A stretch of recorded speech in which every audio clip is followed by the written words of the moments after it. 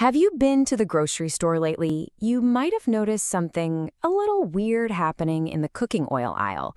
That bottle of coconut oil, the stuff we use for everything from cooking to skincare, has suddenly gotten crazy expensive. So, today we're going to play detective and unravel the mystery behind this huge price spike. Okay, let's turn back the clock just 1 year.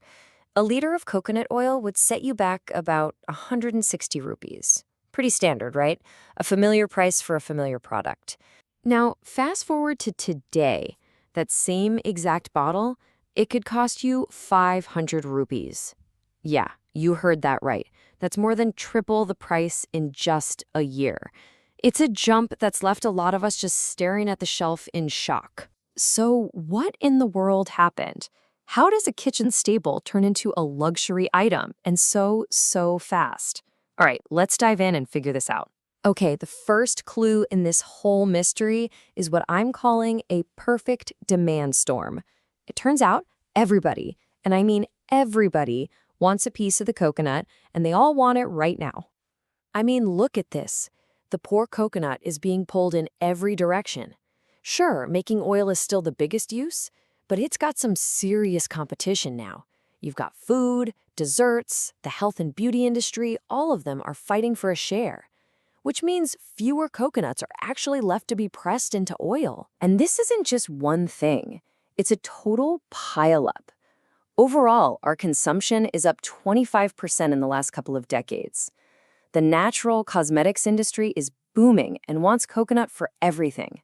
You've got new products like coconut milk and flour showing up. On top of that, exports are way up.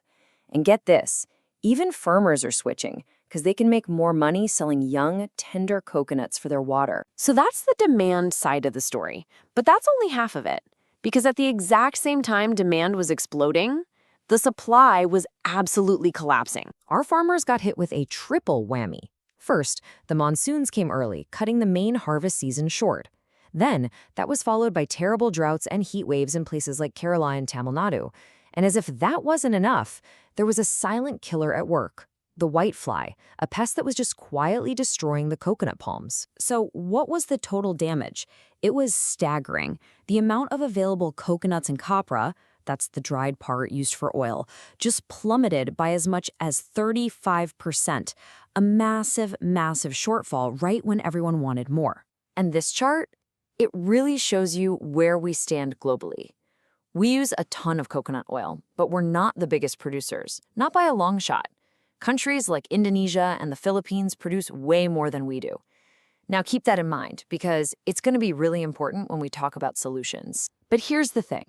This isn't just about paying more for a few months. There is a much bigger danger lurking here. The risk that coconut oil could permanently lose its spot on the Indian kitchen shelf. The experts at the Solvent Extractors Association are basically sounding the alarm. They're saying that when something gets this expensive, people just switch to cheaper stuff, like sunflower or palm oil. And here's the real scary part. Once they switch, they often just don't come back, even if prices drop later. And this isn't some wild theory. We've seen this exact movie before. Remember groundnut oil? It used to be the staple in kitchens all over India. But then cheaper imported oils came in, pushed it aside, and to this day, it's never really recovered that top spot. The fear is coconut oil could be next. So, with the stakes this high, what's the plan? How do we fix this thing? Well, the ideas on the table really break down into two camps. A quick fix for right now, and a real strategy for the long run. Okay, so for short-term relief, the big idea is to just temporarily allow some imports of coconut oil for about 6 months to a year. Think of it like a safety valve to release some of the pressure on prices. But for the long haul, we've got to tackle the root causes of the problem here at home. And fixing this for good means we need to attack it from all sides. We're talking about smart pest control, like bringing in natural predators to fight off those whiteflies. It means watching seedlings better to catch problems early. And this is a big one, cracking down on people mixing cheap oils into coconut oil. That kind of thing destroys trust. So, we've looked at all the clues and it's time for the verdict. We've cracked the case. And it turns out it wasn't just one culprit.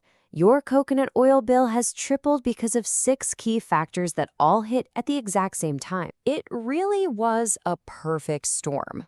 On one side, you had skyrocketing demand, farmers switching to other products, and more exports. And on the other side, the supply was getting hammered by bad weather and pests. The final nail in the coffin? The import ban meant there was no backup plan, no way to ease the pressure. And that brings us to a final, bigger question. This whole coconut oil situation is really a story about a much larger challenge. For these products that are so central to our culture, how do we protect them from these crazy market shocks without making them so expensive that regular people can't afford them anymore? It's a tough balancing act, and there are no easy answers.